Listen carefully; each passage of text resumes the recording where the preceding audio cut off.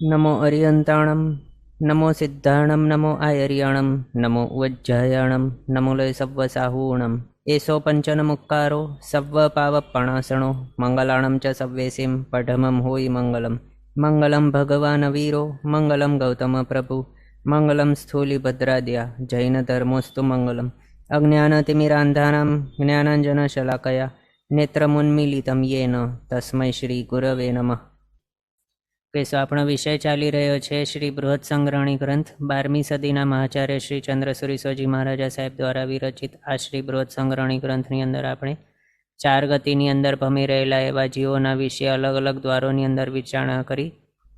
એના બાદ આપણે અલગ અલગ એવા દ્વારોની અંદર એમની એડિશનલ વિચારણા કરી રહ્યા હતા.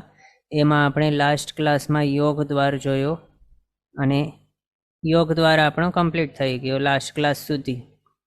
હવે નેક્સ્ટ દ્વાર આપણે સ્ટાર્ટ કરીએ છીએ 15મો ઉપયોગ દ્વાર. તો ઉપયોગનો મિનિંગ શું છે શોર્ટમાં અને એકદમ સિમ્પલમાં? ઉપયોગ એટલે આત્માની શક્તિનો વપરાશ. નોર્મલી આપણે વ્યવહારમાં ભાષાનો જે ઉપયોગ કરીએ કે યુઝ કરીએ, ભાષાનો ઉપયોગ આજે આપણે ટર્મ બોલ્યા એની અંદર જ શું થયું કે ભાષાનો યુઝ કર્યું તે. તો ઉપયોગ એટલે સામાન્યથી શું કંઈક છે એનો યુઝ. તો શાનો યુઝ? તો આત્માની શક્તિનો યુઝ કે વપરાશ, એને ઉપયોગ કહ્યું છે. સિમ્પલ છે. તો આ ઉપયોગ 2 પ્રકારે હોઈ શકે છે. કયા કયા પ્રકારે? તો આત્માની શક્તિ મુખ્યપણાની 2 કઈ છે, એક તો જ્ઞાન અને બીજો દર્શન. એ 2 મુખ્ય શક્તિ છે આત્માની. એ જ 2 જે છે શક્તિઓ, એ જ્ઞાન રૂપી શક્તિનો વપરાશ જ્યારે થાય તો એને સાકાર ઉપયોગ બતાવ્યો, અને દર્શન રૂપી શક્તિનો વપરાશ જ્યારે થાય ત્યારે નિરાકાર ઉપયોગ બતાવ્યો. આ પણ સિમ્પલ છે. જ્ઞાન આપણે ભણ્યા છે, જ્ઞાન દ્વાર અજ્ઞાન દ્વાર જોયું, એની અંદર જ્ઞાન આપણે જોયું, અને દર્શન દ્વાર હતું એની અંદર આપણે દર્શન પણ જોયા છે. જ્ઞાન 5 પ્રકારના છે: મતિ જ્ઞાન, શ્રુત જ્ઞાન, અવધિ જ્ઞાન, મનોપર્ય જ્ઞાન અને કેવલ જ્ઞાન. એ જ પ્રમાણે અજ્ઞાન દ્વારની અંદર આપણે 3 અજ્ઞાન જોયા: મતિ અજ્ઞાન, શ્રુત અજ્ઞાન અને વિભંગ જ્ઞાન. આ 3 અજ્ઞાન. આ રીતે સાકાર ઉપયોગ કહો એની અંદર 5 જ્ઞાન અને 3 અજ્ઞાન. આની અંદર જ્યારે ઉપયોગ હોય આત્માનો ત્યારે સાકાર ઉપયોગ કહેવાય છે. એના હિસાબે સાકાર ઉપયોગના 8 પ્રકાર છે. જ્યારે આત્માની શક્તિનો વપરાશ અવધિ જ્ઞાનમાં રહેતું હોય ત્યારે એને અવધિ જ્ઞાનોપયોગ કહ્યો. જ્યારે આત્માની શક્તિનો વપરાશ કેવલ જ્ઞાનમાં હોય ત્યારે કેવલ જ્ઞાનોપયોગ કહ્યું. અથવા તો કેવલ જ્ઞાન રૂપી આત્માની શક્તિનો વપરાશ જ્યારે થતું હોય ત્યારે એને કેવલ જ્ઞાનોપયોગ બતાવ્યું. જ્યારે અવધિ જ્ઞાન રૂપી આત્માની શક્તિનો વપરાશ થતું હોય ત્યારે એને અવધિ જ્ઞાન ઉપયોગ બતાવ્યું. એ જ પ્રમાણે બાકીના માટે પણ સમજવાનું. એટલે 5 જ્ઞાન અથવા તો 3 અજ્ઞાન, એમાંથી કોઈનો પણ જ્યારે ઉપયોગ હોય ત્યારે એને શું કહેવાય? સાકાર ઉપયોગ કહેવાય છે. સિમ્પલ. પછી નિરાકાર ઉપયોગ, એ 4 પ્રકારે બતાવ્યું. કારણ શું છે? કારણ આપણે જાણ્યું. નિરાકાર ઉપયોગ ક્યારે કહેવાય? જ્યારે આત્માની દર્શન રૂપી શક્તિનો વપરાશ થતું હોય ત્યારે. અને દર્શન કેટલા પ્રકારના જોયા છે આપણે? 4 પ્રકારના: ચક્ષુ દર્શન, અચક્ષુ દર્શન, અવધિ દર્શન અને કેવલ દર્શન. જ્યારે આત્માની કેવલ દર્શન રૂપી શક્તિનો વપરાશ થતું હોય ત્યારે એને કેવલ દર્શન ઉપયોગ બતાવ્યો. અવધિ દર્શન રૂપી શક્તિ આત્માની એનો જ્યારે વપરાશ થતો હોય ત્યારે અવધિ દર્શન ઉપયોગ. એ જ પ્રમાણે બાકીના માટે પણ સમજવાનું. દર્શન ઉપયોગ 4 પ્રકારેનું છે, એને નિરાકાર ઉપયોગ પણ બતાવ્યું છે. આ રીતે સાકાર ઉપયોગ 8 પ્રકારે, નિરાકાર ઉપયોગ 4 પ્રકારે. 8 + 4 કરીએ તો આવી જાય 12. એના હિસાબે ઉપયોગ કેટલા પ્રકારે હોય? તો 12 પ્રકારે. યોગ આપણે પ્રીવિયસ દ્વાર જોયું, કેટલા પ્રકારે હતું? 4 મનના, 4 વચનના અને 7 કાયાના. ટોટલ 15 યોગ હતા. ઉપયોગ કેટલા છે? 12. સાકારોપયોગ 8, નિરાકારોપયોગ 4. સિમ્પલ છે. બાકી જ્ઞાન, અજ્ઞાન, દર્શન એ બધા આપણે આગળ જોઈ લીધા છે, એટલે એની અંદર વધારે આપણે વિચારણા નથી કરવાના. હવે ડિરેક્ટલી અહીંયા જ કોને કેટલા ઉપયોગ પોસિબલ છે.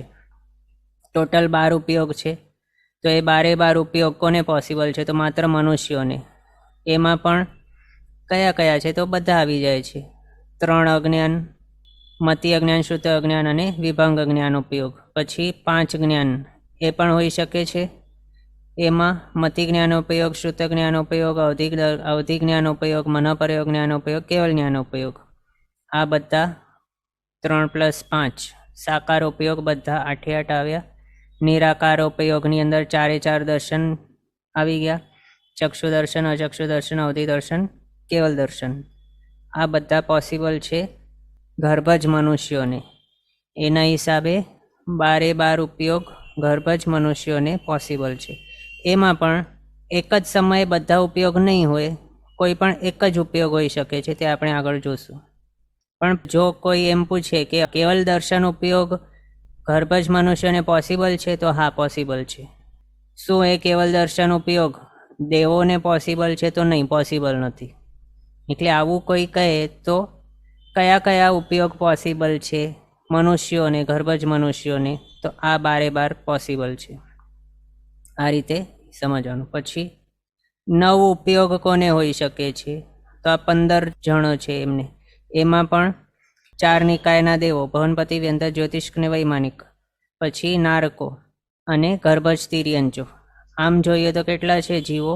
ગર્ભજ તિર્યંચો, નારકીઓ અને 4 નિકાયના દેવો. એમ આટલા જણ છે. એમને 9 પ્રકારના ઉપયોગ પોસિબલ છે. એમાં ફેર ક્યાં પડ્યો? ત્યાં 12 હતા, અહીંયા કેટલા છે? માત્ર 9 છે. એટલે 3 માઇનસ થયા છે. 3 ક્યાંથી માઇનસ થયા? તો 2 જ્ઞાન નીકળ્યા અને 1 દર્શન નીકળ્યો. કયા 2 જ્ઞાન નીકળ્યા? તો મનોપર્ય જ્ઞાન નીકળ્યો અને કેવલ જ્ઞાન નીકળ્યો. અને કયો દર્શન નીકળ્યો છે? કેવલ દર્શન નીકળ્યો. શા માટે? તો ભવ સ્વભાવે. મનોપર્ય જ્ઞાન કોને થઈ શકે? તો માત્ર જે સાધુ ભગવંતોએ સર્વવીરતીધર હોય એમને જ થઈ શકે છે. માત્ર સર્વવીરતીધર. અને સર્વવીરતી માત્ર મનુષ્યને જ પોસિબલ છે. એટલે મનુષ્ય સિવાયના જે પણ હોય, તિર્યંશ, નારકીઓ, દેવો, એ બધાને મનોપર્ય જ્ઞાન નહીં હોઈ શકે એ ભવની અંદર. નેક્સ્ટ ભવમાં જો તે મનુષ્ય બનીને સર્વવીરતી સ્વીકાર કરે ત્યારે પછી એમને આવી શકે છે મનોપર્ય જ્ઞાન, પણ આ ભવની અંદર નહીં હોય. પછી કેવલ જ્ઞાન ને કેવલ દર્શન, કેવલ દ્વિક પણ કહી શકાય, એ માત્ર મનુષ્યને જ પોસિબલ છે. જે સહયોગી કેવલી અવસ્થાની અંદર પહોંચી જાય, અથવા તો જેઓ 4 ઘાતી કર્મોનો ક્ષય કરી દે, તેને જ કેવલ જ્ઞાન પ્રગટી શકે છે. તો એ માત્ર મનુષ્ય ગતિની અંદર જ પોસિબલ છે. પણ ગર્ભજ મનુષ્ય હોય તો જ, પર્યાપ્તા ગર્ભજ મનુષ્યો. પણ બાકી 3 ગતિની અંદર એ પોસિબલ નથી. એટલે કયા માઇનસ કર્યા છે? અહીંયા 12 છે ટોટલ ઉપયોગ. એમાંથી તો મનોપર્ય જ્ઞાન એટલે મનોપર્ય જ્ઞાન ઉપયોગ, પછી કેવલ જ્ઞાન ઉપયોગ અને કેવલ દર્શન ઉપયોગ, આ માઇનસ કર્યા. બાકી 3 અજ્ઞાન છે પોસિબલ. 3 જ્ઞાન એટલે મતિ જ્ઞાન, શ્રુત જ્ઞાન અને અવધિ જ્ઞાન એ પોસિબલ છે. એ શક્તિ એમને હોઈ શકે, એટલે એમનો ઉપયોગ પણ તેઓ કરી શકે. પછી દર્શન, ચક્ષુ, અચક્ષુ અને અવધિ દર્શન, એમનો ઉપયોગ નિરાકાર ઉપયોગ રૂપે તેમને હોઈ શકે છે. ગર્ભજ, તિર્યંશ, નારકીઓ અને 4 નિકાયના દેવતાઓ, એમને ટોટલ 9 ઉપયોગ પોસિબલ. પછી 5 ઉપયોગ પોસિબલ કોને? તો 2 ઇન્દ્રિય અને તે ઇન્દ્રિયોને. એમાં 5 કયા છે? તો 2 અજ્ઞાન એટલે મતિ અજ્ઞાન અને શ્રુત અજ્ઞાન, 2 જ્ઞાન રૂપી શક્તિ એટલે મતિ જ્ઞાન અને શ્રુત જ્ઞાન રૂપી શક્તિ. પછી નિરાકાર ઉપયોગની અંદર માત્ર એક જ દર્શન, કયો? તો અચક્ષુ દર્શન. 2 ઇન્દ્રિય છે અને તે ઇન્દ્રિય, એમની પાસે ચક્ષુ નથી. ચક્ષુ કોને હોઈ શકે? ચૌરિન્દ્રિય અને પંચેન્દ્રિયને હોઈ શકે. બાકી છે એમની પાસે ચક્ષુ હોતા નથી. એટલે જો દર્શન ઉપયોગની અંદર વિચારતા હોઈએ તો એમની પાસે ચક્ષુ છે જ નહીં, તો ચક્ષુ દર્શન હોશે જ નહીં આ ભાવની અંદર. ચક્ષુ દર્શન નહીં હશે, ચક્ષુ દર્શન રૂપી શક્તિ, તો એનો વપરાશ એ કઈ રીતે કરી શકશે? એટલે ચક્ષુ દર્શન નહીં હોય તો ચક્ષુ દર્શન ઉપયોગ પણ નહીં હોય આ ભવોની અંદર. સ્થાવરોને પણ નહીં હોય, પણ એમનું અહીંયા કોમ્બિનેશન અલગ આવશે, એટલે એમને આપણે નેક્સ્ટ અલગથી જોશું. હા, તો અહીંયા બે જ્ઞાન અને આ દર્શન એક, એમાં વિભંગ જ્ઞાન આમને પોસિબલ નથી. વિભંગ જ્ઞાન કહો એ માત્ર કોને હોઈ શકે? તો જે પર્યાપ્તા સંજ્ઞી જીવો છે એમને જ હોઈ શકે. પણ આ કેવા છે? ભલે પર્યાપ્તા હમણાં છે, એમની વિચારણા હમણાં નહીં કરીએ, પણ આ કેવા છે? અસંજ્ઞીઓ છે, સમોર્ષિમ છે, મન વગરના છે. તો એવા ભાવની અંદર વિભંગ જ્ઞાન નહીં હોઈ શકે. એ જ પ્રમાણે જો તે સમકીતી હોય કોઈક જીવ, તો એને અવધિ જ્ઞાન ક્યારે હોઈ શકે? તો માત્ર સંજ્ઞી પર્યાપ્તા ભાવની અંદર જ હોઈ શકે એને અવધિ જ્ઞાન. પણ બાકી આવા સમૂર્છિમોના ભાવની અંદર, અસંજ્ઞી જીવોના ભાવની અંદર અવધિ જ્ઞાન નહીં હોય. એટલે અહીંયા આપણે જોયું વિભંગ જ્ઞાન નથી, અવધિ જ્ઞાન નથી. પછી મનોપર્ય જ્ઞાન, કેવલ જ્ઞાન એ શા માટે નથી? તો સેમ રીઝન આપણે પ્રિવિયસલી જે જોયું તે તિર્યંચ ભાવ છે એની અંદર નહીં હોય, સિમ્પલ છે. બાકી બીજું આપણે એ પણ વિચારીએ કે માત્ર મનુષ્ય ભાવની અંદર જ હોઈ શકે એ, તો એ જોયું મનોપર્ય જ્ઞાનનું અને કેવલ જ્ઞાન કેવલ દર્શનનું. બાકી કયો રહે અહીંયા? ચક્ષુ દર્શન. એ આપણે સમજ્યા ને, ચક્ષુ જ નથી તો પછી ચક્ષુ દર્શન એ નથી. આ ભાવ સ્વભાવે ચક્ષુ દર્શન નથી તો એમનો વપરાશ એ નથી, એટલે એનો ઉપયોગ એ નથી. બાકી બચ્યું અવધિ દર્શન. તો અવધિ દર્શન પણ માત્ર જે સંજ્ઞી પર્યાપ્તા જીવો છે એમને જોઈ શકે છે એ ભાવની અંદર. પણ આ સમૂર્છિમ છે, અસંજ્ઞીઓ છે, એટલે એમને પણ નથી હોતું. આ રીતે આપણે જોયું બે અજ્ઞાન, બે જ્ઞાન અને એક દર્શન, આટલા પોસિબલ છે. અને જેટલું પોસિબલ છે એનો જ વપરાશ કરી શકશે, એટલે આટલા જ 5 ઉપયોગ જ એમને હોઈ શકે છે, બે ઇન્દ્રિય અને તે ઇન્દ્રિયને. પછી 6 ઉપયોગ કોને હોઈ શકે? તો ચૌરિન્દ્રિયને. એમાં એડ શું થયું છે? માત્ર તો આ ચક્ષુ દર્શન એડ થયું છે. ચૌરિન્દ્રિય છે એટલે ચક્ષુ હશે, એને ચક્ષુ હશે તો ચક્ષુ દર્શન પણ હશે. ચક્ષુ દર્શન રૂપી શક્તિ હશે તો એનો વપરાશ પણ થઈ શકશે, એટલે ચક્ષુ દર્શન ઉપયોગ નિરાકાર ઉપયોગ રૂપે હશે ચૌરિન્દ્રિયોને. બાકી બધા તો આપણે આગળ જે જોયા રીઝન એ જ સેમ છે. મતિ અજ્ઞાન, શ્રુત અજ્ઞાન એ પોસિબલ છે. પછી મતિ જ્ઞાન, શ્રુત જ્ઞાન આપણે જ્ઞાન દ્વારની અંદર જોયું. આમના મત મુજબ કોઈક જીવ પ્રીવિયસ ભાવથી આ ભાવની અંદર શાશ્વતન ગુણ સ્થાનક લઈને આવેલા હોય જો, તો અપર્યાપ્ત અવસ્થા સુધી માત્ર એમને શાશ્વતનપણું પોસિબલ છે. જ્યાં અહીંયા સિદ્ધાંતકારશ્રીના મત લીધેલ છે એની અંદર શાશ્વતનપણાની અંદર પણ જ્ઞાન ગણેલું છે. એના હિસાબે અહીંયા મતિ જ્ઞાન ને શ્રુત જ્ઞાન માત્ર અપર્યાપ્ત અવસ્થાની અંદર ચૌરિન્દ્રિયને પોસિબલ છે. એ જ રીતે અહીંયા પણ આપણે આ જે જોયું ને બે ઇન્દ્રિય તે ઇન્દ્રિયનું બે જ્ઞાન, એના માટે પણ સેમ સમજવાનું. માત્ર અપર્યાપ્ત અવસ્થા સુધી જ એમને આ મતિ જ્ઞાન ને શ્રુત જ્ઞાન પોસિબલ છે. એના પાછળ પર્યાપ્તિ તેઓની પૂરી થઈ જાય ત્યારે આખા ભાવ પર્યંત એમને મતિ જ્ઞાન શ્રુત જ્ઞાન પોસિબલ નથી. એ નહીં હશે તો એ પણ ઉપયોગ નહીં હશે એમને. એ જ સેમ ચૌરેન્દ્ર માટે પણ બે જ્ઞાનના વિશે સમજવાનું. પણ જો કર્મગ્રંથકારશ્રીનો મતના હિસાબે જોઈએ તો ત્યાં તેઓના હિસાબે પણ વિકલેન્દ્રિયની અંદર કોઈ જીવ શાશ્વતન સંકિત લઈને આવી શકે છે પ્રીવિયસ ભાવમાંથી, પણ શાશ્વતન સંકિતી જીવને વિશે રહેલા જ્ઞાનને અજ્ઞાન ગણેલું છે કર્મગ્રંથકારશ્રીના મત મુજબ. એના હિસાબે ત્યાં આપણે જ્ઞાન અજ્ઞાન દ્વારની અંદર જોયા કે વિકલેન્દ્રિયોની અંદર કર્મગ્રંથકારશ્રીના મતના હિસાબે માત્ર અજ્ઞાન ગણેલું છે, પણ જ્ઞાન નથી ગણેલું. ચક્ષુ અચક્ષુ એ સમજ્યા. મતિ અજ્ઞાન અને શ્રુત અજ્ઞાન. કોઈ પણ જીવ છે ભલે નિગોદવાળો હોય, એટલે સ્થાવર એકેન્દ્રિય હોય, બે ઇન્દ્રિય તે ઇન્દ્રિય ચૌરેન્દ્રિય પંચેન્દ્રિય, કોઈ પણ જીવ છે આત્મા છે, તે પોતે શરીરધારી જે આત્મા છે એમને આપણે જીવ તરીકે અહીંયા કહેતા હોઈએ આમ જ વ્યવહાર ભાષાની અંદર ભણતા ટાઈમે. તો અહીંયા જે પણ જીવો છે આ સંસારની અંદર જે પણ ભમી રહેલા છે એ કહો કે જે મુક્ત થઈ ગયા છે એ કહો, એમની પાસે જ્ઞાનરૂપી શક્તિ તો હોવાની જ છે, દર્શન શક્તિ પણ હોવાની જ છે.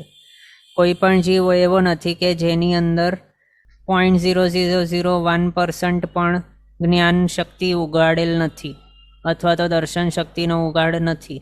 એવો કોઈ પણ જીવ નહીં હશે. ભલે સૂક્ષ્મ નિગોદનું પણ જીવ જોઈ લઈએ તો પણ એની અંદર જ્ઞાન શક્તિ ને દર્શન શક્તિ હોવાની જ છે. તો હવે એની અંદર કેવા પ્રકારે હોઈ શકે જ્ઞાન શક્તિ ને દર્શન શક્તિ? તો એ જ્ઞાન શક્તિ કઈ લેવાની એમને માટે? તો અજ્ઞાન રૂપે. અજ્ઞાન રૂપે એટલે મિથ્યાત્વ મિશ્રિત એવો જ્ઞાન, એટલે મિથ્યાત્વી અવસ્થાવાળો જ્ઞાન, એને આપણે અજ્ઞાન કહીએ છીએ અહીંયા. પણ નોલેજ નથી એને અજ્ઞાન અહીંયા નહીં ગણવાનું. સંકિત સહિત જે હોય તેને જ્ઞાન ગણવાનું અને સમ્યક્ત્વ રહિત જે હોય તે અજ્ઞાન ગણવાનું. એ આપણે આગળ લગભગ જોઈ લીધું છે જ્ઞાન અજ્ઞાન દ્વારની અંદર. તો એ જ રીતે અહીંયા પણ જે નિગોદવાળો પણ જીવ હોય એની પાસે પણ જ્ઞાન શક્તિનો ઉઘાડ તો હોય જ છે. અને જો એ પણ નહીં હોય તો તે કેવું થઈ જાય? જડ થઈ જાય, જીવ મટી જાય એવું થાય. પણ એવું ક્યારે થયું નથી, થવાનું એ નથી, થતું પણ નથી. બીજું, દર્શન શક્તિ પણ એમની અંદર હોય જ છે. પોતે આત્મા છે ને આત્માનો ગુણ જ છે જ્ઞાન ને દર્શન, અને આત્માનો લક્ષણ છે ઉપયોગ. એની શક્તિ તો છે એની અંદર જ્ઞાન અને દર્શનની રૂપે. એ શક્તિનો ઉપયોગ એનું પણ ચાલુ જ રહેશે. અચક્ષુ દર્શન હવે આપણે આગળ જોયેલું છે. અચક્ષુ દર્શન એટલે શું? તો ચક્ષુ સિવાયની બાકીની ઇન્દ્રિયોને મન દ્વારા જે સામાન્ય બોધ થતું હોય દ્રવ્યોનું, એને અચક્ષુ દર્શન બતાવ્યું છે. એની અંદર સ્પર્શનેન્દ્રિય, રસનેન્દ્રિય, ગ્રહણેન્દ્રિય વગેરે, એટલે ચક્ષુ સિવાયની બીજી ઇન્દ્રિયો બધી આવી ગઈ. એ બધાથી જે સામાન્ય બોધ થતું એ બધું અચક્ષુ દર્શનની આવી ગયું એની અંદર. તો જે નિગોદનો જીવ છે એની પાસે શું છે? તો માત્ર સ્પર્શનેન્દ્રિય જ છે.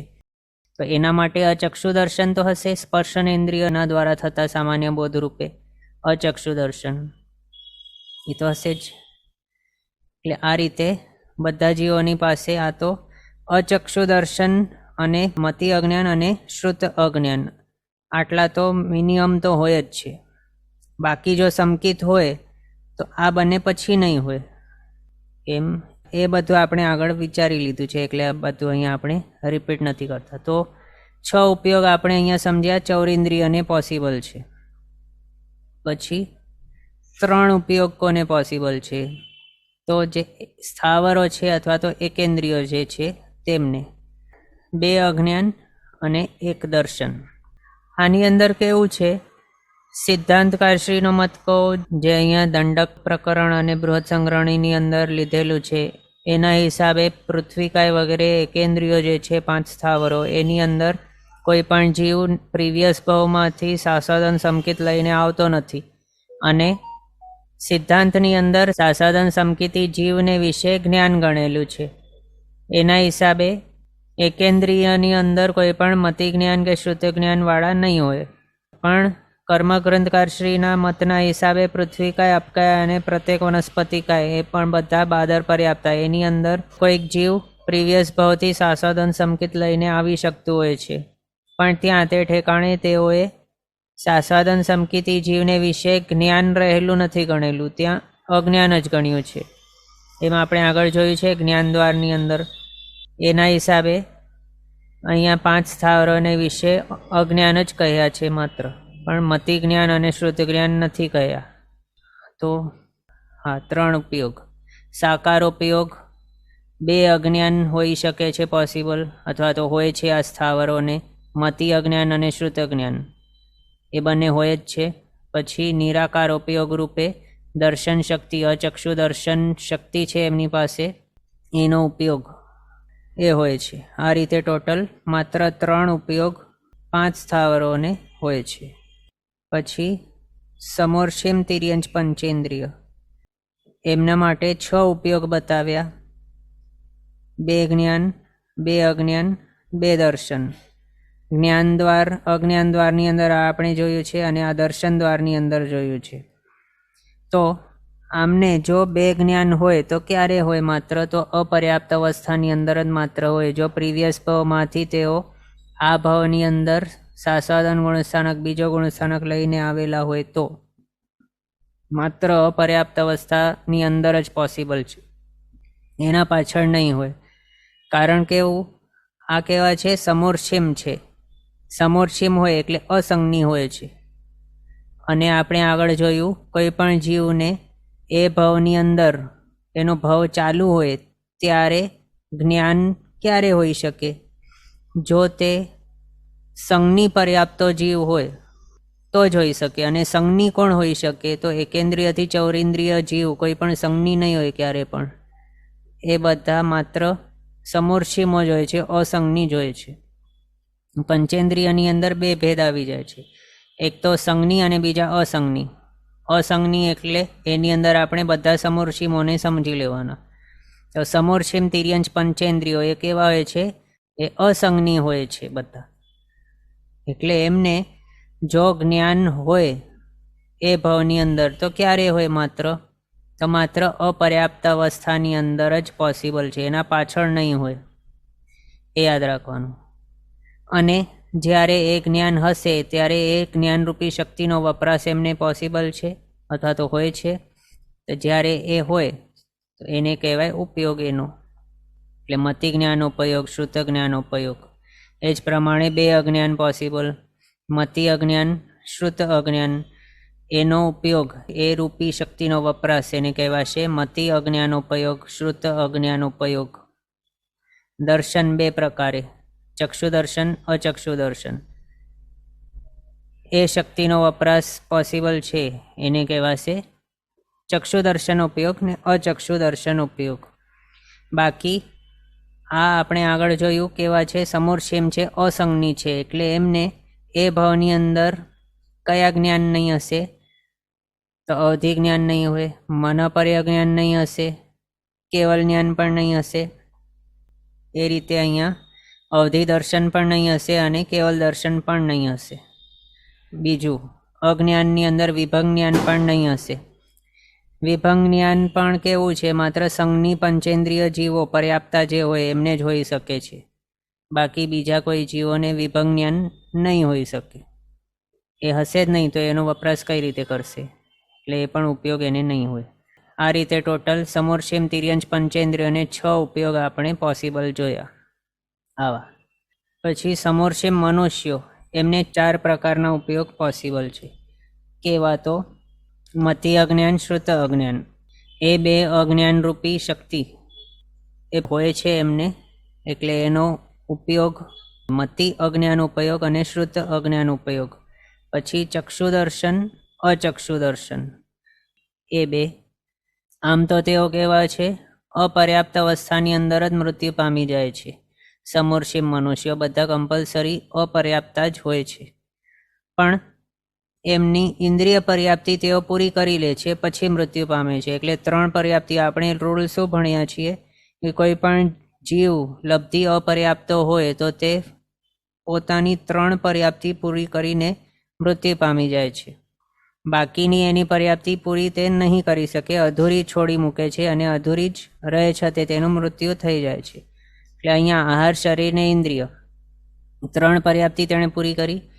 ઇન્દ્રિય પર્યાપ્તિ પૂરી કરી એટલે એની અંદર એનો પંચેન્દ્રિય છે મનુષ્ય, તો એની ચક્ષુરિન્દ્રિય ફોર્મ થઈ ગઈ અને પછી એ મૃત્યુ પામ્યો. એના હિસાબે આ ચક્ષુ દર્શન એને આવી જાય છે.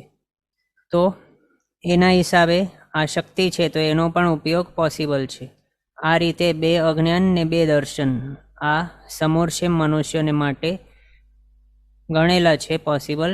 એને એ પોસિબલ છે, એ શક્તિઓ, એનો ઉપયોગ પણ પોસિબલ છે. આ રીતે 4 ઉપયોગ બતાવ્યા સમોર્ષિમ મનુષ્યોને. હવે આગળ આપણે આ જોઈએ કે કયા જીવોને કેટલા ઉપયોગ પોસિબલ છે. હવે એની અંદર આ આપણે કઈ રીતનું ટેબલ ફોર્મ કરેલ છે, મિનિમમ ઉપયોગથી કરીને મેક્સિમમ ઉપયોગ, એ અસેન્ડિંગ ઓર્ડરમાં લખેલ છે. એમાં સૌથી ઓછા 3 ઉપયોગ કયા હોઈ શકે કોમ્બિનેશનમાં? તો 2 અજ્ઞાન, મતિ અજ્ઞાન, શ્રુત અજ્ઞાન અને 1 દર્શન, અચક્ષુ દર્શન. કોને પોસિબલ? તો 5 સ્થાવરોને 3 ઉપયોગ પોસિબલ. આ પછી 5 ઉપયોગ 2 ઇન્દ્રિયને તે ઇન્દ્રિયને, એમાં કયા છે તો 2 જ્ઞાન, મતિ જ્ઞાન શ્રુત જ્ઞાન, 2 અજ્ઞાન, મતિ અજ્ઞાન શ્રુત અજ્ઞાન, અને 1 દર્શન, એ પણ અચક્ષુ દર્શન. પછી ચૌરિન્દ્રિય, 6 ઉપયોગ હોય છે ચૌરિન્દ્રિયને. અને કોઈ પૂછે કે 6 ઉપયોગ કોને, તો માત્ર ચૌરેન્દ્રિયને જ પોસિબલ છે, બીજા કોઈ છે નહીં. અહીંયા આપણે જોઈ શકીએ 2 જ્ઞાન એટલે મતિ જ્ઞાન શ્રુત જ્ઞાન, 2 અજ્ઞાન, મતિ અજ્ઞાન શ્રુત અજ્ઞાન, ને 2 દર્શન, ચક્ષુ દર્શન, અચક્ષુ દર્શન. આ રીતે ટોટલ 6 શક્તિઓ એમને હોઈ શકે, અને એમનો વપરાશ, એને કયો ઉપયોગ, આ હિસાબે 6 ઉપયોગ ચૌરેન્દ્રિયને પોસિબલ. પછી 9 ઉપયોગ, 3 જ્ઞાન, મતિ જ્ઞાન શ્રુત જ્ઞાન અવધિ જ્ઞાન, 3 અજ્ઞાન, મતિ અજ્ઞાન શ્રુત અજ્ઞાન અને વિભંગ જ્ઞાન, 3 દર્શન, ચક્ષુ દર્શન, અચક્ષુ દર્શન ને અવધિ દર્શન. આ રીતે આ 9 શક્તિઓ પોસિબલ છે, અને એનો ઉપયોગ થાય તો ત્યારે એનો ઉપયોગ કહેવાય. તો આ રીતે કોને છે આ પોસિબલ, તો 4 નિકાયના દેવતાઓ, પછી નારકીઓ અને ગર્ભજ તિર્યંચ પંચેન્દ્રિયો, આટલા જીવોને પોસિબલ છે 9 ઉપયોગ. પછી નેક્સ્ટ આવે છે 12 ઉપયોગ, સૌથી વધારે મેક્સિમમ પોસિબલ જે છે બધા ઉપયોગો 12 કોને, તો ગર્ભજ મનુષ્યોને, 5 જ્ઞાન, 3 અજ્ઞાન, 4 દર્શન, ટોટલ 12 ઉપયોગ ગર્ભજ મનુષ્યોને આપણે જોયું.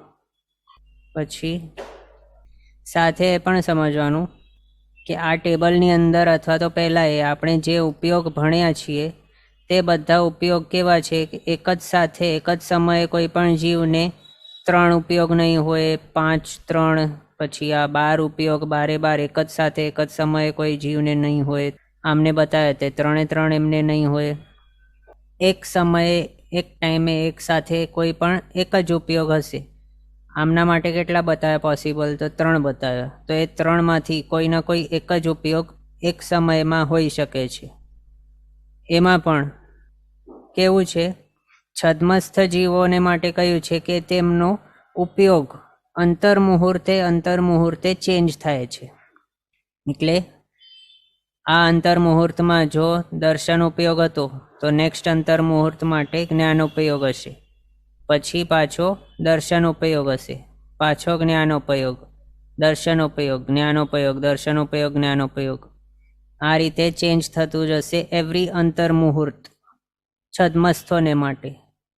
અને કોઈક એક ટાઈમે જો જોવામાં આવે કેવલ જ્ઞાની ભગવંતો દ્વારા કે આ પર્ટિક્યુલર જીવને કયો ઉપયોગ ચાલુ છે, ચૌરેન્દ્રિય કોઈક હોય તો તેમને, તો જે પણ બધા એમને પોસિબલ છે 6, એમાંથી કોઈના કોઈ એક જ એનો એ સમયે હશે ચાલુ એમ. એટલે સમજો ચૌરેન્દ્રિય છે એમને આ ટોટલ 6 ઉપયોગ પોસિબલ બતાવ્યા. હવે સમજો કોઈ કે કેવલી ભગવાન છે, કોઈક એમને પૂછે કે આ સમયે કયો ઉપયોગ ચાલુ છે માખી કે મચ્છરનો, તો તેઓ જાણીને કહેશે કે ચક્ષુ દર્શન ચાલુ છે અથવા તો અચક્ષુ દર્શન ચાલુ છે એવું. પછી ઓલ્ટરનેટ થશે, એટલે દર્શન ઉપયોગ ચેન્જ થઈ જશે, પછી જ્ઞાન ઉપયોગ થશે. જો તે અપર્યાપ્ત અવસ્થામાં હશે તો મતિ જ્ઞાન પોસિબલ છે, અને જો પર્યાપ્ત થઈ ગયેલું હશે તો પછી 2 અજ્ઞાનમાંથી કોઈક હશે. પછી દર્શન હશે, પાછું જ્ઞાન, પાછું દર્શન, પાછું જ્ઞાન. આ રીતે ઓલ્ટરનેટિવલી તેનું ચેન્જ થતું જશે. ક્વેશ્ચન છે એક ઉપયોગ કેટલા સમય માટે હોય, તો છદ્મસ્થોને માટે. છદ્મસ્થ એટલે જે પણ કેવલ જ્ઞાન નથી પામેલા, પ્રગટાવ્યા નથી હજી, જેઓએ જેમના આત્મા ઉપર ઘાતી કર્મ હજી રહેલા છે ચોંટેલા, તેમના માટે કોઈ એક ઉપયોગ અંતર્મુહૂર્તને માટે રહે. એટલે જો સમજો આ હતો જ્ઞાન ઉપયોગ અંતર્મુહૂર્ત માટે, પછી નેક્સ્ટ અંતર્મુહૂર્ત માટે હશે દર્શન ઉપયોગ, પછી પાછું હશે જ્ઞાન ઉપયોગ નેક્સ્ટ અંતર્મુહૂર્તને માટે, પછી દર્શન ઉપયોગ. આ રીતે છદ્મસ્થોને માટે અંતર્મુહૂર્તે ચેન્જ થાય છે ઉપયોગ. પણ જે કેવલી ભગવંતો છે, સિદ્ધ ભગવંતો છે, જે કેવલી ભગવંત તરીકે વિચરી રહ્યા હોય, તેઓ પણ એ બધાને માટે સમયે ચેન્જ થાય છે. એટલે આ સમયે તેમનું જ્ઞાનોપયોગ હતો, પછી દર્શનોપયોગ, પાછો જ્ઞાનોપયોગ, દર્શનોપયોગ, જ્ઞાનોપયોગ, દર્શનોપયોગ. આ રીતે સમય ચેન્જ થાય છે. આ સમયે જ્ઞાન, પછી નેક્સ્ટ સમય દર્શન ઉપયોગ, પછી જ્ઞાન ઉપયોગ, સમય ચેન્જ થાય છે. અને એમના માટે કયા કયા ઉપયોગ હશે? તો માત્ર 2 પ્રકારે. કેવા? કેવલ જ્ઞાનોપયોગ, કેવલ દર્શનોપયોગ. કેવલ જ્ઞાનોપયોગ, કેવલ દર્શનોપયોગ, બસ એ જ.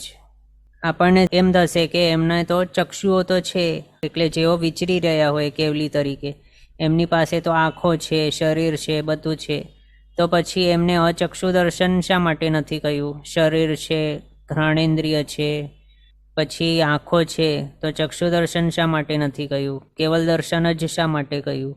એ જ પ્રકારે મતિ જ્ઞાન શા માટે નથી કહ્યું? એમની પાસે તો ઇન્દ્રિયો 5 છે, તો મતિ જ્ઞાન શા માટે નથી કહ્યું? મતિ જ્ઞાનોપયોગ. માત્ર કેવલ જ્ઞાનોપયોગ જ શા માટે કહ્યું? તો એનો રીઝન આપણે પહેલાં ભણી ગયા છીએ. કેવું? કે જો કોઈક જીવને એક વખત કેવલ જ્ઞાન પ્રગટી ગયો, પછી 4 જ્ઞાન છે બાકીના, એ બધા કેવલ જ્ઞાનની અંદર જ સમાઈ જાય છે. કેવલ જ્ઞાન એકલો હોય છે. બાકીના જે છે શ્રુત જ્ઞાન, અવધિ જ્ઞાન, મનોપર્ય જ્ઞાન, મતિ જ્ઞાન, એ બધા કેવા હતા? તો આત્માના અનંત જ્ઞાન ગુણના માત્ર ડોટ કે છાંટા જેટલા અંશો ઉઘડેલા હતા. એવા પ્રકારના પર્યાયોવાળા હતા. મતિ જ્ઞાન કહો કે શ્રુત જ્ઞાન, અવધિ જ્ઞાન કે મનોપર્ય જ્ઞાન. આત્માના અનંત જ્ઞાન ગુણના માત્ર બિંદુથી પણ ઓછા પ્રમાણમાં ઉઘડેલા એવા હતા. પણ કેવલ જ્ઞાન કેવું છે? આત્માનો અનંત જ્ઞાન ગુણ સંપૂર્ણપણે ઉઘડી ગયું છે, એવું છે કેવલ જ્ઞાન. તો એની અંદર તો છાંટા જેવા જે હતા એ બધા સમાઈ જ જાય છે. એટલે જ્યારે એક વખત કેવલ જ્ઞાન પ્રગટી જાય છે કોઈ પણ આત્માને, ત્યારે પછી બાકીના 4 જ્ઞાન ગણાતા નથી અલગથી. એટલે એમનો ઉપયોગ જ્યારે આપણે કહેતા હોઈએ તો ત્યારે માત્ર કેવલ જ્ઞાનોપયોગ કહીએ. જ્યારે સાકારોપયોગ કહેતા હોઈએ તો કેવલી ભગવંતોને કે સિદ્ધ ભગવંતોને. એ જ પ્રમાણે જ્યારે નિરાકાર ઉપયોગ કહેતા હોઈએ તો એની અંદર 4 દર્શનમાંથી માત્ર કેવલ દર્શન જ ગણાય છે. બાકીના કેવા હતા? ચક્ષુ દર્શન કહો, અચક્ષુ દર્શન કહો, એ બંને તો ઇન્દ્રિયોના મીડિયમથી થતા હતા આત્માને. પછી એ તો ડિરેક્ટલી આત્માથી થતું હતું. પણ આ કેવું હતું? આ એ છાંટા જેટલું જ હતું. આત્માની સંપૂર્ણ અનંત દર્શન ગુણ હજી પ્રગટેલું નહીં હતું, ત્યાર સુધી આ પોસિબલ હતું. હોય જ એવું જરૂરી નથી, પણ ત્યાર સુધી માત્ર પોસિબલ હતું. પણ જ્યારે કેવલ દર્શન પ્રગટી ગયું સંપૂર્ણપણે, ત્યારે પછી આ તો માત્ર એક બિંદુ જેટલું પણ નથી તે અવધિ દર્શન તે. એટલે આ બાકીના 3 એની અંદર જ સમાઈ જાય છે. આ મોટા સાગર પણ નહીં, પણ મહાસાગર રૂપી કેવલ દર્શનની અંદર અનંત દર્શન છે તે ગુણ.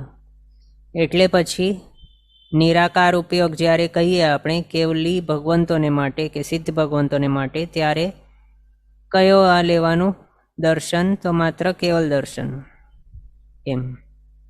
એટલે ઇન શોર્ટ, કેવલી ભગવંતો, સિદ્ધ ભગવંતોને દરેક સમયે કેવલ જ્ઞાન ઉપયોગ હોય પહેલાં, પછી કેવલ દર્શન ઉપયોગ, નેક્સ્ટ સમયે કેવલ જ્ઞાન ઉપયોગ, કેવલ દર્શન ઉપયોગ, નેક્સ્ટ સમયે. આ રીતે સમયે ચેન્જ થતું જાય છે એમનો ઉપયોગ. આ રીતે આપણને સમજવાનું. એમાં પણ એમનું બંને ઉપયોગ એક જ સમયે નહીં હોય એમ. એટલે ઇન શોર્ટ, કોઈ પણ જીવને એક સમયે ફોર અ પર્ટિક્યુલર સમયે પૂછવામાં આવે કે હમણાં આમનો કયો ઉપયોગ ચાલુ છે, તો કોઈ પણ એક જ ઉપયોગ હશે. ભલે આપણે અહીંયા 3, 5 વગેરે લખ્યા છે, તો પણ બધા એક જ સાથે નહીં હશે કોઈ પણ જીવને. એમ સમજ્યા આપણે. હવે નેક્સ્ટ આગળ જોઈએ, કયા ઉપયોગ કયા ગુણસ્થાનક સુધી હોઈ શકે. હા, તો આની અંદર મતિ જ્ઞાનોપયોગ, શ્રુત જ્ઞાનોપયોગ, અવધિ જ્ઞાનોપયોગ, આ 3 ઉપયોગ એ જ્ઞાનોપયોગ તરીકે સમજ્યા છીએ આપણે. એ કયા ગુણસ્થાનકે હોઈ શકે? તો 4 થી 12મા ગુણસ્થાનક સુધી પોસિબલ છે આ 3. પછી 3 થી 12મો ગુણસ્થાનક આ બીજા મતના હિસાબે, અથવા તો બીજા ગુણસ્થાનકથી 12મો ગુણસ્થાનક, આ બીજા મતના હિસાબે અથવા તો ત્રીજા મતના હિસાબે. એ હવે કઈ રીતે? તો આપણે જો એમ વિચારીએ કે મિશ્ર દૃષ્ટિ ગુણસ્થાનક એટલે કે આ ત્રીજો ગુણસ્થાનક છે. મિશ્ર દૃષ્ટિની અંદર મિશ્રપણું બતાવે. મિશ્ર એટલે મિક્સચર. મિક્સચર શેનું? તો જ્ઞાન અને અજ્ઞાનનું મિક્સચર. તો આ મિક્સચર અલગ અલગ પ્રકારે હોઈ શકે. કેવું બતાવ્યું? ત્રીજા ગુણસ્થાનકથી જીવ ઉપરના ગુણસ્થાનકે એટલે ચોથા ગુણસ્થાનકે જઈ શકતો હોઈ શકે, અથવા તો તે પહેલા ગુણસ્થાનકે જઈ શકવાનો હોઈ શકે ત્રીજા ગુણસ્થાનકથી. તો ફર્સ્ટ ગુણસ્થાનકને મિથ્યા દૃષ્ટિ ગુણસ્થાનક બતાવ્યું, એટલે મિથ્યાત્વવાળું દશાવાળું બતાવ્યું છે પહેલો ગુણસ્થાનક. નીચલો કહેવાય તે મિથ્યાત્વ ફર્સ્ટ ગુણસ્થાનક. ત્યાં જો તે જવાનું હોય તો એના મિશ્રપણાની અંદર અજ્ઞાનના અંશો વધારે હોય. તો એવો જીવ જે મિથ્યાત્વ તરફ અભિમુખ હોય એને અજ્ઞાની તરીકે ગણવાનું. બીજું, જો કોઈ એવો હોય જીવ કે જે ચોથા ગુણસ્થાનક અભિમુખ છે અથવા તો ત્રીજા ગુણસ્થાનકથી ઉપર જવાનું છે, એટલે કે ચોથા ગુણસ્થાનકે જવાનું હોય ત્રીજેથી કરીને, તો એનો મિનિંગ શું થયું? કે તેના મિશ્રપણાની અંદર જ્ઞાનના અંશો વધારે છે એવું સમજી શકીએ આપણે. તો ત્યારે એવી અવસ્થાની અંદર તે આત્માની અંદર જ્ઞાન ગણેલું છે. તો જો એવું ગણેલું હોય, એવી અવસ્થાવાળો કોઈ જીવ હોય કે જે સમ્યક્ત્વ અભિમુખ છે, તો એવા જીવને ત્રીજા ગુણસ્થાનકે જ્ઞાની અથવા તો જ્ઞાનવાળું ગણેલું છે એ મતના હિસાબે. તો એમ જો ગણીએ તો ત્રીજા ગુણસ્થાનકથી 12મા ગુણસ્થાનક સુધી મતિ જ્ઞાન, શ્રુત જ્ઞાનોપયોગ ને અવધિ જ્ઞાનોપયોગ ગણવાનું. પછી બાકી બચ્યું બીજાથી 12મા ગુણસ્થાનક સુધી મતિ જ્ઞાનોપયોગ અને શ્રુત જ્ઞાનોપયોગ કઈ રીતે ગણવામાં આવેલ છે. તો એમાં આપણે આગળ જોયું કે સિદ્ધાંતના મત મુજબ વિકલેન્દ્રિયપણાના ભાવની અંદર કોઈક જીવ પ્રીવિયસ ભાવથી સાસ્વાદન ગુણસ્થાનક એટલે કે સાસ્વાદન સમ્યક્ત્વ લઈને આવી શકે છે. તો એમાં સાસ્વાદનપણાની અંદર જ્ઞાન ગણેલું છે સિદ્ધાંતના મતના હિસાબે. તો એના હિસાબે ત્યાં મતિ જ્ઞાન અને શ્રુત જ્ઞાન લઈને આવી શકે છે. એના હિસાબે મતિ જ્ઞાનોપયોગ અને શ્રુત જ્ઞાનોપયોગ સાસ્વાદન અવસ્થાની અંદર હોઈ શકવાના કારણે ત્યાં બીજો એવો સાસ્વાદન ગુણસ્થાનક પણ ગણ્યું. પછી નેક્સ્ટ આવે છે મનપર્ય જ્ઞાનોપયોગ. એ ક્યારે? તો છઠ્ઠા ગુણસ્થાનકથી 12મા ગુણસ્થાનક સુધી પોસિબલ છે. પછી કેવલ જ્ઞાનોપયોગ, એ માત્ર 13મા અને 14મા ગુણસ્થાનકે અને સિદ્ધ અવસ્થાની અંદર છે. પછી મતિ અજ્ઞાન ઉપયોગ, શ્રુત અજ્ઞાન ઉપયોગ અને વિભંગ જ્ઞાન ઉપયોગ, આ ત્રણે ત્રણ અજ્ઞાન છે. પહેલા બીજા ગુણસ્થાનકે અજ્ઞાન ગણેલા છે, એના હિસાબે પહેલો બીજો ગુણસ્થાનકની અંદર આ ત્રણ ઉપયોગ હશે. બીજું હમણાં આપણે જે જોયું મિશ્રપણું ત્રીજા ગુણસ્થાનકની અંદર, ત્યાં જો તે જીવ મિથ્યાત્વ તરફ હશે એટલે કે મિથ્યાત્વે જવાનું હશે, મિથ્યાત્વ અભિમુખ હશે, તો તેના અંદર અજ્ઞાનના અંશો વધારે હશે. તો એ મતના હિસાબે અહીંયા ત્રીજા ગુણસ્થાનકને અજ્ઞાન તરીકે ગણ્યું છે. ત્યાં એ લઈએ તો પહેલાથી ત્રીજા ગુણસ્થાનકે આ ત્રણ અજ્ઞાન. પછી ચક્ષુદર્શન ઉપયોગ, અચક્ષુદર્શન ઉપયોગ, આ કેવા છે? પહેલાથી 12મા ગુણસ્થાનક સુધી પોસિબલ છે માત્ર. પછી 13મો અને 14મો ગુણસ્થાનકે તો કેવલી અવસ્થા હોય છે, ત્યાં છદ્મસ્તપણું હોતું જ નથી, એટલે પછી ત્યાં માત્ર કેવલ જ્ઞાન ઉપયોગ, કેવલ દર્શન ઉપયોગ જ હોય છે, બાકીના કોઈ પણ ઉપયોગ નથી હોતા. તો આ ચક્ષુદર્શન ઉપયોગ ને અચક્ષુદર્શન ઉપયોગ એ માત્ર પહેલાથી 12મા ગુણસ્થાનક સુધી પોસિબલ છે. પછી અવધિ દર્શન ઉપયોગ એ ચોથાથી 12મા ગુણસ્થાનક સુધી, અને જો એ બીજો મત લઈએ તો પહેલાથી 12મા ગુણસ્થાનક સુધી. હવે અહીંયા બે મત કઈ રીતે, શા માટે? તો અવધિ દર્શન ઉપયોગ, એમાં અવધિ દર્શન આપણે જ્યારે સમજી રહ્યા હતા એની અંદર આપણે જોયું હતું કે અવધિ દર્શનને અવધિ જ્ઞાન સાથે રિલેટ કરીને બતાવ્યું છે. એટલે કોઈક જીવને જો અવધિ જ્ઞાન હોય તો એને ત્યારે અવધિ દર્શન હોય છે. એ રીતે વિચારણા કરીને એ વિવક્ષાથી ત્યાં 4 થી 12મા ગુણસ્થાનકે માત્ર અવધિ દર્શન બતાવ્યું છે. અને ત્યાં માત્ર ત્યાં જ હોય છે. એના હિસાબે અવધિ દર્શન ઉપયોગ પણ માત્ર 4 થી 12મા ગુણસ્થાનકે સુધી જ બતાવ્યું. પણ બીજા મતના હિસાબે આપણે એ જોયું હતું કે જે રીતે જ્ઞાન હોય તો દર્શન પણ હોવું જોઈએ. એ મત આપણે જોયું હતું. એના હિસાબે જો વિભંગ જ્ઞાન હોય તો એના રિલેટેડ દર્શન પણ હોવું જોઈએ. તો ત્યાં કયું દર્શન લેવાનું? તો અવધિ દર્શન લેવાનું વિભંગ જ્ઞાનની સાથે દર્શન રૂપે. તો એની અંદર એ મતના હિસાબે 1 થી 12મા ગુણસ્થાનક સુધી અવધિ દર્શન ઉપયોગ ગણવાનો. આ રીતે થઈ ગયું. પછી કેવલ દર્શન ઉપયોગ એ 13મા અને 14મા ગુણસ્થાનકે માત્ર હોય છે. આ રીતે આપણે કયો ઉપયોગ કયા ગુણસ્થાનક સુધી હોઈ શકે છે તે જોયું. આપણો ઉપયોગ દ્વાર 15th એ કમ્પ્લીટ થયો છે. હવે આજનો સમય અહીંયા આપણો થયો છે. આગળના પદાર્થ આપણે નેક્સ્ટ ક્લાસમાં કન્ટિન્યુ કરશું અવસરે. જીનાજ્ઞા વિરુદ્ધ કંઈ પણ બોલાય તો મિચ્છામિ દુક્કડમ. સર્વમંગલ માંગલ્યમ સર્વકલ્યાણકારણમ પ્રધાનમ સર્વધર્માણામ જૈનમ જયતિ શાસનમ. પ્રણામ. બધા શાતામાં રહેજો, જીનાજ્ઞાપૂર્વકનું જીવન જીવજો, સર્વવીરતી તરફ આગળ વધજો અને મનુષ્ય ભાવ સફળ કરજો.